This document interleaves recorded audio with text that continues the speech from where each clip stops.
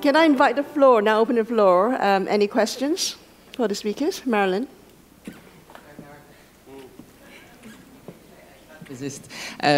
For the diffuse daylight autonomy, how do you then respond if, because of sunlight that you exclude from this metric, the blinds are actually down and instead of the 6 hours promised, you end up having only half an hour where you have your blinds up and therefore you do access to this diffuse daylight autonomy that you have calculated?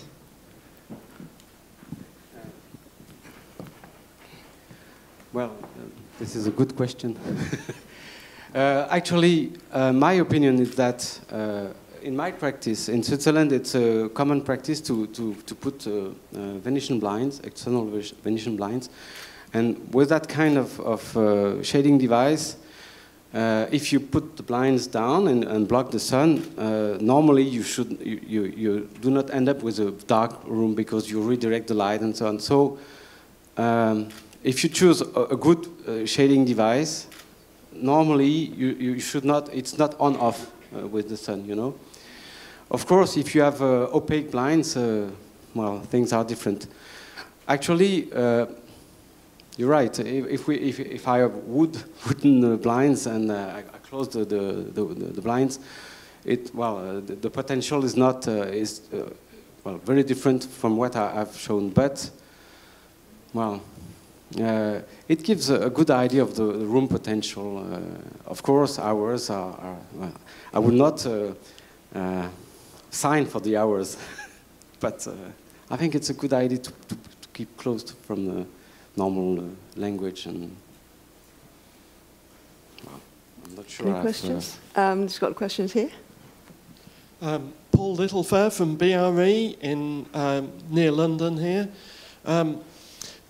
I had a couple of questions for Natalia based on our own experience of producing guidance on daylight for planning in the UK, which is very widely used by local authorities in the UK, and to get planning permission for a building in London, you'd usually have to use our guidance.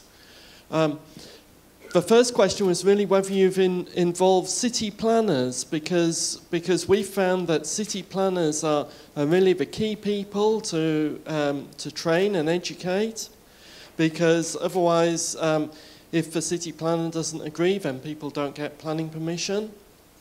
And the other issue is the question of loss of light to existing dwellings, because in my experience, that's the thing that really gets people angry, is somebody else taking their daylight.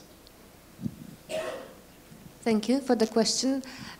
Yes, that's why I talked so much about education and educational channels.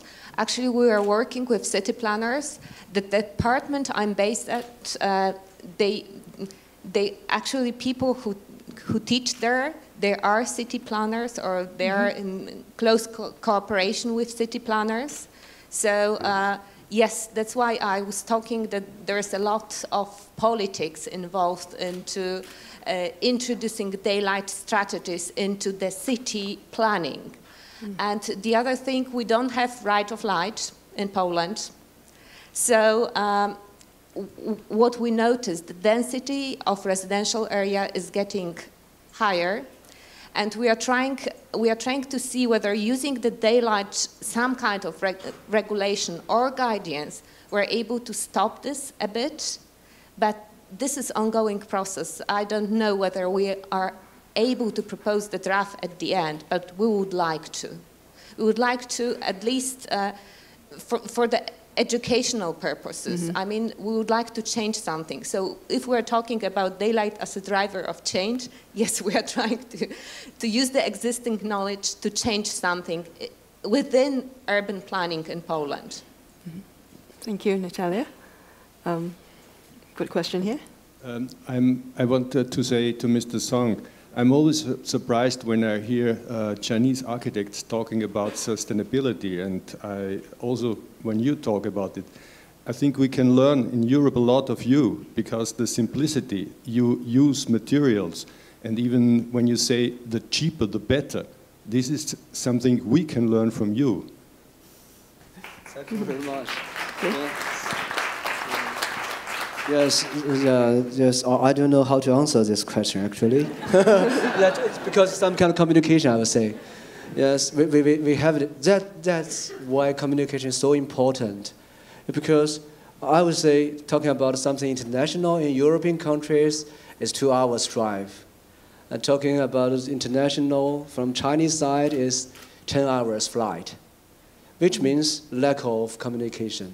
Gradually, yeah, glad to, but I would say I personally learned a lot from the European countries regarding as a high quality thing for design, for making, and for all those kind of things. The cheaper the better is not always the right philosophy, actually. If I got a chance, I would prefer to do something in Switzerland. Yeah, or in Denmark, or in Deutschland, Japan. For me, that's okay. But I have to do something in China, mainly. So the cheaper the better. Very good. Any other questions here? Follow up for Dr. Song. Now, what about durability of materials? Like, it was fascinating to see that kind of woven sunscreen that you had used, and also I saw you had like, kind of composite fiberboard on the interior. How did your client react, or did they drive that? Okay, we'll accept a much more simple form. And again, the question of sort of durability replacement of that screen over time. Yes, that's a good question, and also very hard to answer, because something for me, I'm not. Yesterday I heard something from Norman Foster. That's a very famous and commercially successful office. But for me, I got only 5 colleagues, and we are doing some small projects, and all the projects are finished in this year. So we need time to say if it's right or wrong. But still, yeah, some friends told me, so do you know there is the brick building in London? Yeah, you went there. You could say that the London Economic School, LEC, the student center. Yeah. But I was honestly say, when I do this project, I manually open the window, I have no idea of this project, the LEC thing. But the cheaper means maybe more working for designer. Yeah. Firstly, a lot more codes and regulation. Even in China, I mean, you have to follow. Even it's a little bit more strict than the other countries. Because I heard of the performance thing. Yeah, we gather some professors, experts to say it's okay. Yeah, that's okay. But in China, it's very difficult. So it's not something just for the fashion or for outlooking. So personally, I don't worry about that.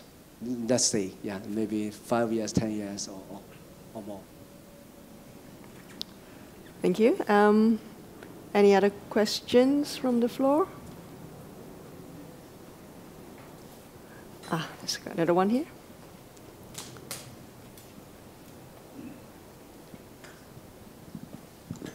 Thank you. My name is Peter Andreas Satrup. I'm from the Danish Association of Architectural Firms. I'd like to comment and maybe combine some of the presentations we see, Natalia's, Martin's, and Christoph's that we saw yesterday. What I think is interesting is that when you work at the urban level, there's actually an opportunity to play with light, with the design of facades. So when you do retrofits, I mean, there's an opportunity to actually install new facades that redirect light and spread it out and make interesting light patterns. And we can also learn from vernacular architecture on that, because that's actually what happens when you look at fin de siècle architecture in Paris or Copenhagen or elsewhere, where the decoration actually works as a light diffuser. So I think that it's really important to highlight and actually visualize these effects, and you can actually play with them to affect for the architecture, but also in terms of enhancing the daylight quality and daylight distribution in the urban space. So that's an opportunity that I would like to highlight. You have any response? Thank you. I hardly think that I need to exactly respond in kind, except to agree with with the speaker. I think we all do. And I think that those of us who are looking at light in buildings also understand the importance of the information, the presentations by the people who are working at an urban level as well, because it's it's an urban, it's a city issue. Thank you. Any other comment to add? No? Okay. I think there's a lady over there. I might add something. On a city level, you're dealing with, and I fully agree with you, but you're dealing with different plots of lands which belongs to different people. And sometimes you even as a city planner, you are not able to force architects or designers of the building to do certain things because the client is the one who demands certain things. So it's to introduce daylight techniques or strategies on the city level. It's a complex issue, and for me, it's what I noticed working in Poland is you need to engage many parties involved into the city planning or the development of the city, like urban planners. Okay, there's a lady there. Yes, my name is Helena Bilov Hibe. I have a question for Bernard, very simple one, I hope. Does it come as a computer program? Because I know I used your Lesodial for teaching more than 10 years ago at Lund University, and it was already then the best intuitive program I had ever come across to teach daylighting. Oh. Thank you. Yes, Lesodial has evolved, and now it's not a name, it's Dial Plus. And the last functionality regarding the hours has been implemented, but I have to test it and then to check before the... Well, it will be available in the next version, let's say 1 or 2 months, I don't know. So you have to jump to Dial Plus. Thank you. Okay, any other questions? No? Right, okay, now we wrap up this session, and I think it's break time. I think we have got 30 minutes? Yeah, half an hour? Half an hour is okay? Okay, half an hour. If we can all be back 5 minutes before 11, that'd be great. Thank you.